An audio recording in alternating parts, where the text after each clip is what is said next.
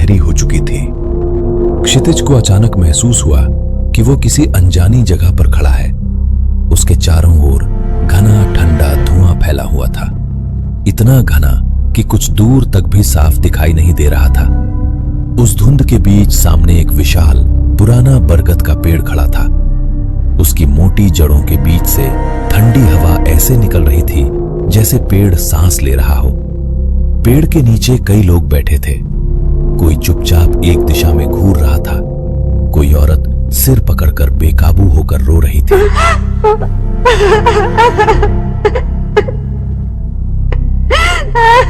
एक छोटी बच्ची मिट्टी में कुछ बना बिगाड़ रही थी और एक आदमी बिना मकसद के गोल गोल घूमता जा रहा था। सबकी आंखों में एक ही चीज थी, खालीपन, जैसे उनमें से जीवन का अर्थ ही निकल गया हो। इन्हीं सब के बीच एक लड़की जमीन पर बैठी थी। वो सामने बिखरी छोटी छोटी कवड़ियां गिन रही थी। 2, 4, 6, 8, 10, 12, 14। जैसे ही वो 14 तक पहुंचती, वो जोर से चिल्लाती। उसकी आंखों से आंसू बहने लगते और वो जोर जोर से रो पड़ती। फिर थोड़ी देर बाद वही कवड़ियां फिर से गिनना शुरू कर देती। ये दृश्य देखकर क्षितिज का दिल तेजी से धड़कने लगा। उसके पूरे शरीर में ठंडी सिहरन दौड़ गई। उसने डरते डरते आसपास देखते हुए पूछा, तो तुम लोग कौन हो? ये कैसी जगह है? मैं यहां कैसे आ गया? उसकी आवाज धुएं में खो गई। चारों ओर वही लोग थे, लेकिन किसी ने उसकी तरफ देखा तक नहीं, जैसे वो वहां मौजूद ही ना हो। अचानक हवा भारी हो गई और उसी ठहरी हुई हवा में एक गूंजती गहरी अनजानी आवाज फैल गई। अतृप्त आत्माओं के जग में तुम्हारा स्वागत है। क्षितिज के पैरों तले जमीन जैसे खिसक गई।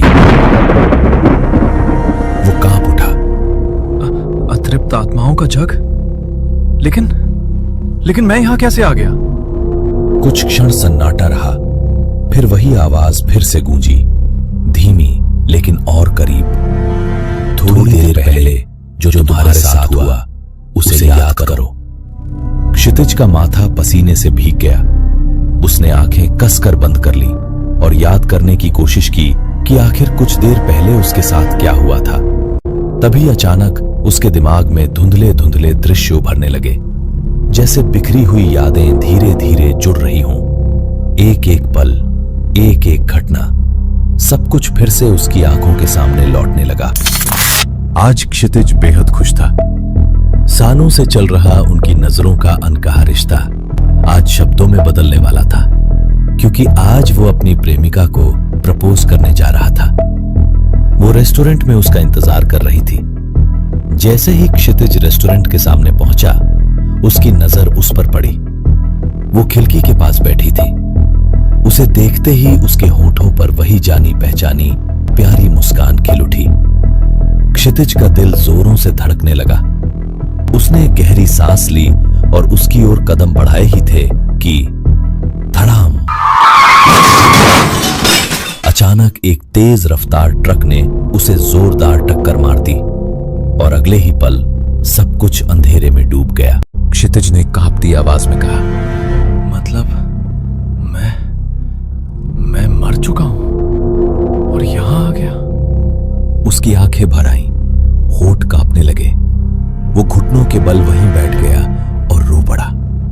मेरे हिस्से में यही लिखा था, अधूरी मोहब्बत, अधूरी जिंदगी।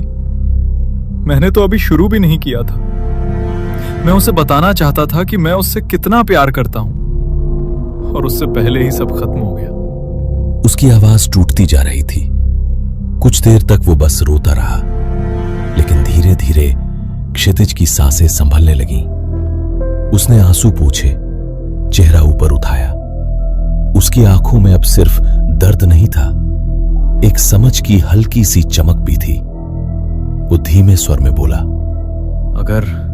अगर मैं ऐसे ही अपने अधूरेपन से चिपका रहा तो मैं भी शायद हमेशा जीवन और मृत्यु के बीच यूं ही अटका रह जाऊंगा, तुम सबकी तरह। उसने धीरे धीरे चारों ओर देखा, एक एक चेहरे को, एक एक सूनी आंख को। फिर शांत लेकिन दृढ़ स्वर में बोला, शायद हमें अपनी अपनी कहानियां एक दूसरे को सुनानी चाहिए, अपनी अधूरी बातें, अपना दर्द बांटना चाहिए। शायद तभी हमारे मन का बोझ हल्का होगा, वरना हम यूं ही इस अतृप्त जग के बंधन में फंसे रहेंगे और कभी यहां से मुक्त नहीं हो पाएंगे।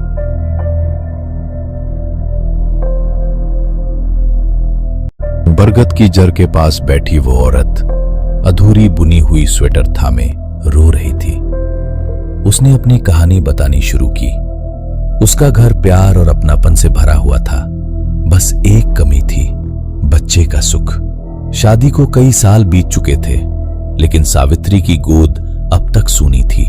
वो हर बार उम्मीद करती और हर बार टूट जाती। बाहर के लोग ताने देते थे, कभी इशारों में, कभी खुलकर।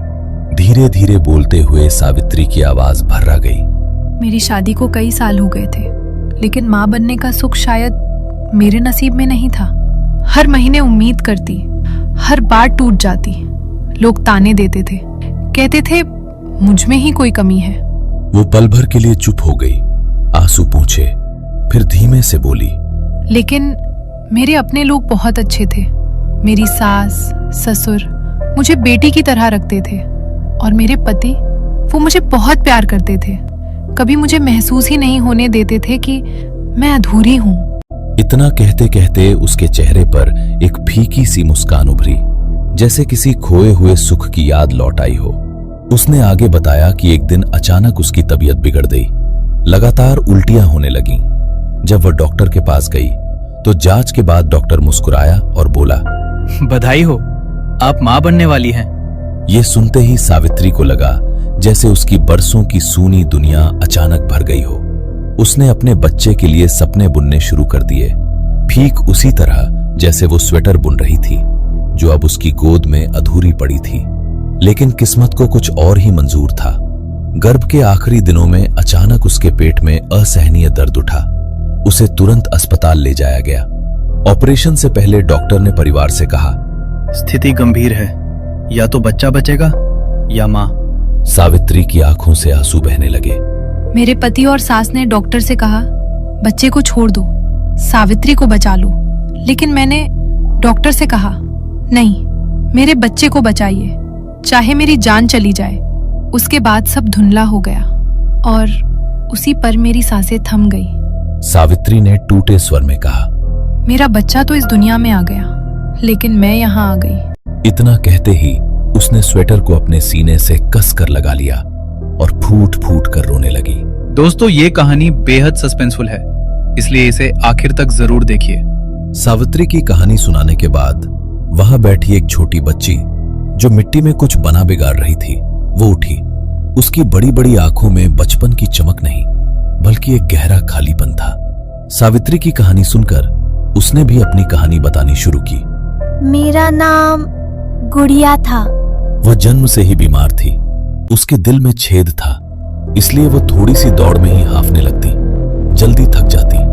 उसका परिवार बेहद गरीब था। उसकी माँ दूसरों के घरों में काम करती, बर्तन मांजती, कपड़े धोती, ताकि बेटी का इलाज करा सके।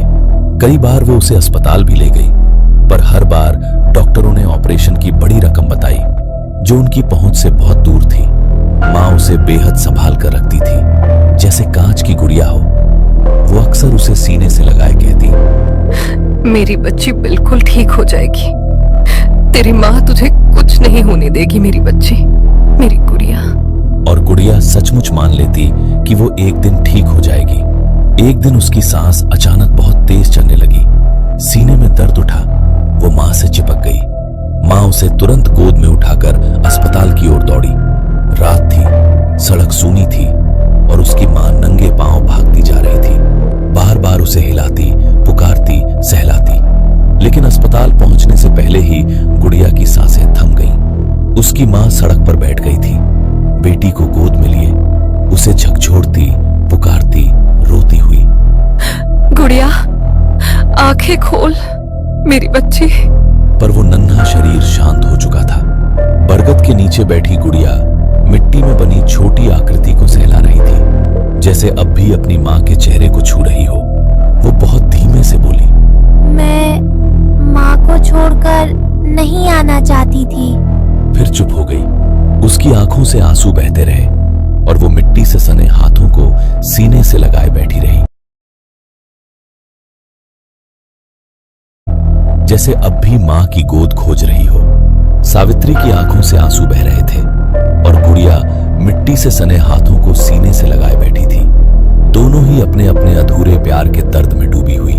क्षितिज ने दोनों को एक साथ देखा, एक मां जो अपने बच्चे के लिए तड़प रही थी और एक बच्ची जो अपनी मां से बिछुड़कर भटक रही थी।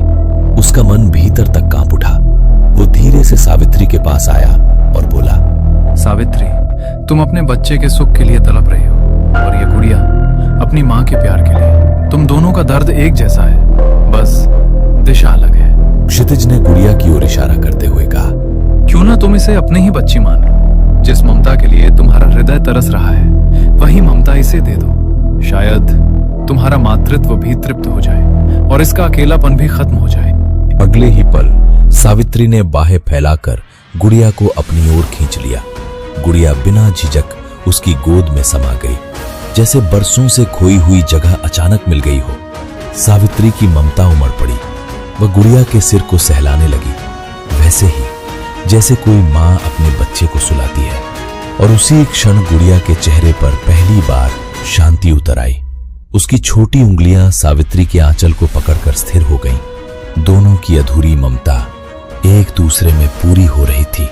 दो अतृप्त आत्माएं एक दूसरे के प्रेम में तृप्त हो रही थीं।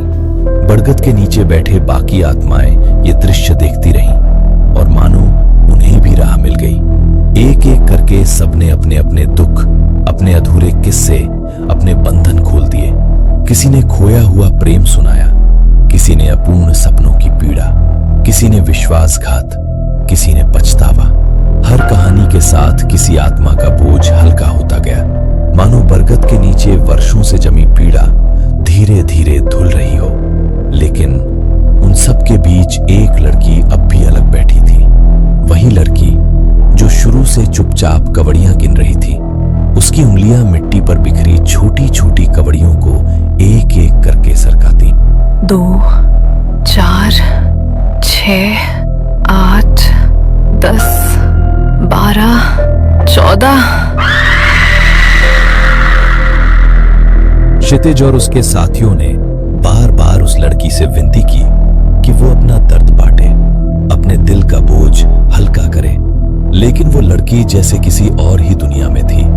उसका पूरा ध्यान सिर्फ उन कौड़ियों पर था जिन्हें वो जमीन पर बिखेर कर बार बार गिन रही थी।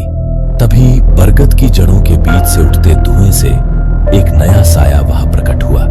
उसे देख पेड़ के नीचे जमा सभी रूहें सचेत हो गईं और उनका स्वागत किया। क्षितिज ने आगे बढ़कर उस नए आए शख्स की ओर देखा। इस अतृप्त आत्माओं के युग में तुम्हारा स्वागत है। क्या नाम है तुम्हारा और क्या हुआ था तुम्हारे साथ? उस शख्स की आंखों में एक गहरा खालीपन और मायूसी थी। उसने बरगद के तने से टिकते हुए अपनी कहानी शुरू की। मेरा नाम धनंजय मुखर्जी। मुंबई की एक बड़ी सोसाइटी में वॉचमैन का काम करता था। एक दिन मैं हमेशा की तरह लॉबी में बैठा था। तभी अचानक एक जोर की चीख मेरे कानों पर पड़ी। मैं घबरा कर उस फ्लैट की तरफ दौड़ा। अंदर गया तो देखा कि एक 14 साल की बच्ची खून में लथपथ जमीन पर पड़ी थी। मेरा कलेजा कांप गया। मैंने भागकर उसका खून रोकने की कोशिश की, उसे बचाने की जद्दोजहद की। लेकिन तभी उसके माता पिता और पड़ोसी वहां पहुंच गए। उसकी आवाज कांपने लगी। उन्होंने मुझे उस लड़की की लाश के पास खून से सने हाथों के साथ देखा और बिना कुछ सुने मुझे पुलिस के हवाले कर दिया। मुझ पर उस बच्ची के साथ दरिंदगी और खून का इल्जाम मढ़ दिया गया। हालांकि मेरा कोई दोष नहीं था, मैंने कुछ भी नहीं किया था। लेकिन कानून को सिर्फ सबूत दिखे। मेरी बूढ़ी माँ और मेरी पत्नी ने मुझे बचाने की हर मुमकिन कोशिश की। हर दरवाजा खटखटाया, पर किसी ने उनकी एक नहीं सुनी। आखिरकार मुझे फांसी दे दी गई। अभी धनंजय अपनी बात पूरी कर ही रहा था कि अचानक कौड़ियों के टकराने की आवाज रुक गई। वो लड़की जो अब तक खामोश थी, अब अपनी जगह से बिजली की तरह खड़ी हुई और चीख पड़ी। बस धनंजय बस, बंद करो अपना ये पाखंड। पहचाना मुझे? मैं ही हूं वो जिस पर तुमने बलात्कार किया और जिसे बेरहमी से मार डाला। सबकी सांसें थम गई। हेतल की आंखों में प्रतिशोध की ज्वाला थी। उसने धनंजय की तरफ उंगली उठाते हुए कहा, तुम जिंदा थे तब भी झूठ बोलते रहे और मरने के बाद भी यहाँ झूठ परोस रहे हो। मैं यहाँ इतने सालों से सिर्फ और सिर्फ तुम्हारा ही इंतजार कर रही थी ताकि तुम्हारी रूह को उसके अंजाम तक पहुंचते देख सकूं। हेतल की दर्द भरी और सच्ची पुकार सुनकर बरगद के नीचे मौजूद सभी रूहों का खून खौल उठा। उन्हें यकीन हो गया कि धनंजय की मासूमियत महज एक नकाब थी। देखते ही देखते वहां मौजूद रूहें धनंजय को घेरने लगीं और उसे श्राप देने लगीं। तो तू ही है वो नराधम जिसने रक्षक होकर भक्षक का काम किया। धिक्कार है तुझ पर। तूने मासूम हेतल पर वो अत्याचार किया जिसकी कल्पना से ही रूह कांप जाए। तू इस अंधेरी दुनिया में भी रहने के काबिल नहीं है। तभी एक तीसरी रूह ने आगे बढ़कर आसमान की ओर हाथ उठाए और अपनी भारी आवाज में श्राप की घोषणा की। हम सब मिलकर यमराज से ये प्रार्थना करेंगे कि जब इस पूरे विश्व के हर जीव को मोक्ष मिल जाएगा, उसके 14 साल बाद नहीं, 140 साल बाद नहीं, बल्कि 1400 सालों के बाद इस धनंजय को मोक्ष का द्वार नसीब हो। इसे इसी अंधेरे में तड़पना होगा। उस रूह की आवाज पूरे वातावरण में गूंज उठी। इस जन्म के कर्म, इस जन्म का फल, नियति का चक्र हमेशा पूरा होता है। धनंजय वहां अकेला खड़ा कांप रहा था, जबकि अंधेरे ने उसे चारों तरफ से जकड़ना शुरू कर दिया। बरगद के पत्तों की सरसराहट जैसे उसके पापों की गवाही दे रही थी। न्याय हो चुका था, लेकिन वो रूहानी न्याय मौत से भी बदतर था।